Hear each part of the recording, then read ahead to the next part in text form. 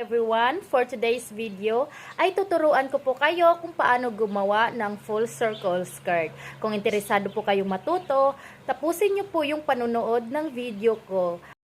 Ito na po yung naging finish output guys ng full circle skirt. Kung interesado po kayong matutunan kung paano ko po to tinahi, ayan, panoorin nyo po yung video. First is kunin nyo yung circumference ng waistline nyo. Mine po is 30 inches is equals to 2 pi r. Then 30 inches divide by 6.284 will be your radius. Then kunin nyo yung desired length na gusto nyo. Yun po yung magiging height ng skirt natin.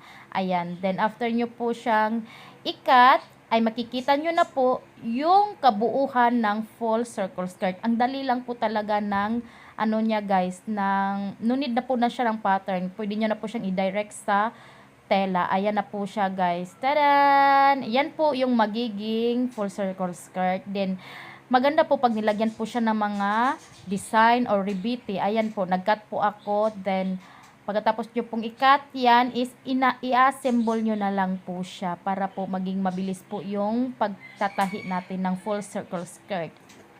Ayan na po. Then, i-hemming nyo po yung, overlock nyo po yung hem para naman po magiging maganda yung hem bottom po natin. Then, after nyan is i-fold nyo po siya. Depende po sa gusto nyong fold. Pwedeng 1/8, pwedeng 1/4. Then, attach the assembled, na symbol nyo pong rebete para sa inyong full circle skirt. Then, pwede nyo po siyang, isa lang po yung ilagay nyo, pero sa side ko po is gusto ko pong dalawa yung magiging rebete niya kasi po magiging maganda po talaga ang kalalabasan pag dalawa po ang ina-attach nyo dyan.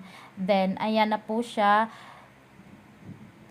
Kailangan po maging pare-pareha po lahat ng interval para po maging kaaya-aya po pagkatapos nyo pong matahi po yung full circle skirt nyo. Then, after nito guys, is yung waistband na naman.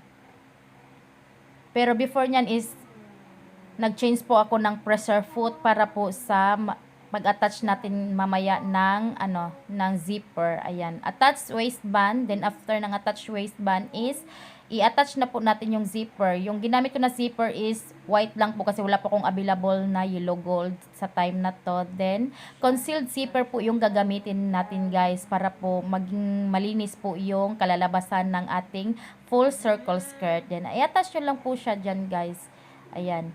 Then, after nyan guys is makikita nyo na yung finish output niya guys. Sobrang ganda talaga. Pwede po siya pang cheer dance. Ayan.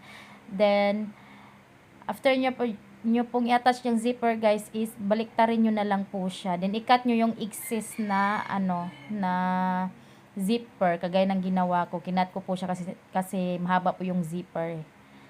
Then tadan! 'Di ba ang ganda po ng kinalabasan? Ito po yung finish output na